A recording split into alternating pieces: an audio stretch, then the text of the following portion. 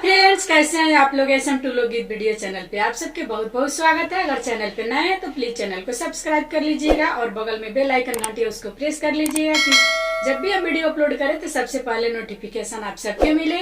चलिए आप सबके बीच एक बहुत सुंदर चुटकीला गीत सुनाने जा रहे हैं। गीत के अंत तक बने रहिएगा। कुछ न भावे न नदी, कुछ न भावे न नदी, सैया गईल परदेसवा, कुछ न भावे न नदी। 4 महीना न नदी जाड़ा के दिनवा, 4 महीना न नदी जाड़ा के दिनवा।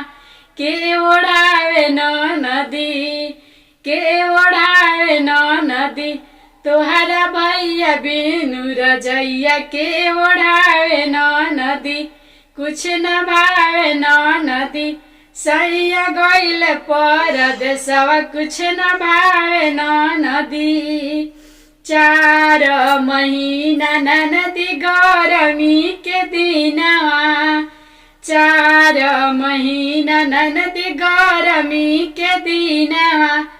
के डोलावे न नदी, के डोलावे न नदी, तुहरा भैया बिनु बेनियावा। के डोलावे न नदी, कुछ न भावे न नदी, सैया गईल परदेसवा, कुछ न भावे न नदी।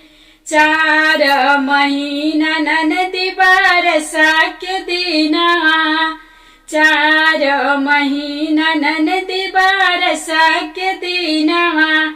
के लगावे न नदी, तुहरा भैया बिनु छतवा। के ओढ़ावे न नदी, तुहरा भैया बिनु छतवा। के ओढ़ावे न नदी, कुछ न भावे न नदी, सैया गईल परदेसवा, कुछ न भावे न नदी।